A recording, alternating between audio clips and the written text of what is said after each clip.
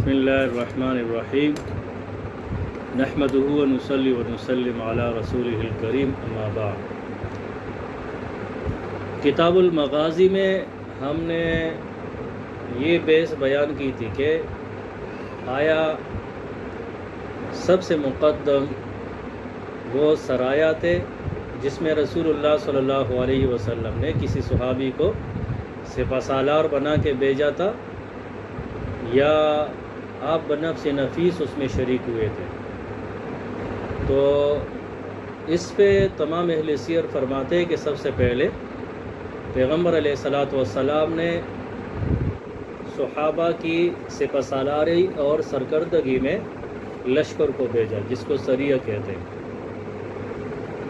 پہلے کا نام وہ سریہ حمزہ ابن عبد المطلب ہے، اور حمزہ ابن عبد المطلب اس لیے کہتے ہیں کہ یہ رسول اللہ صلی اللہ علیہ وسلم کے چچا کا نام ہے حمزہ، اور انہی کی سپہ سالاری میں چونکہ لشکر کو بھیجا تھا تو اس کو اس لیے سریہ حمزہ کہتے ہیں، اور ابن عبد المطلب اس لیے کہتے ہیں کہ ان کے والد کا نام تھا۔ تو رسول اللہ صلی اللہ علیہ وسلم نے سب سے پہلے ہجرت کے 7 ماہ بعد رمضان المبارک میں سنہ ہجری میں، اور اسی کو گوگل وغیرہ نے بھی نقل کیا ہے، اور لیکن دوسرا قول یہ کہ ربیع الاول سن 2 ہجری میں علی اختلاف القولین۔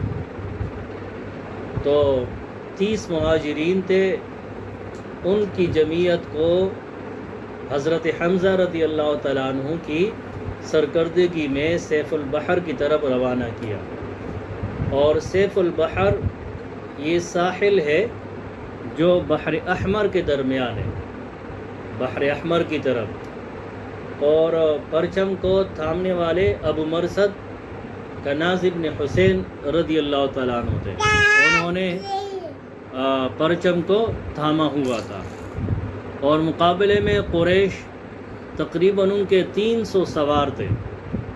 وہ قافلہ تھا جو ابو جہل کی سرکردگی میں وہ ملک شام سے مکہ کی طرف واپس آ رہا تھا۔ تو بہرحال ان کے تعاقب کے لیے سب سے پہلے اس سریہ کو رسول اللہ صلی اللہ علیہ وسلم نے مہاجرین کے ساتھ بھیجا، لیکن اس میں انصار میں سے کوئی نہیں تھا۔ یہ فلسفہ ہم بیان کر دیں گے کہ انصار کیوں نہیں تھے، علم در پیش است، تفصیل سے بیان کریں گے۔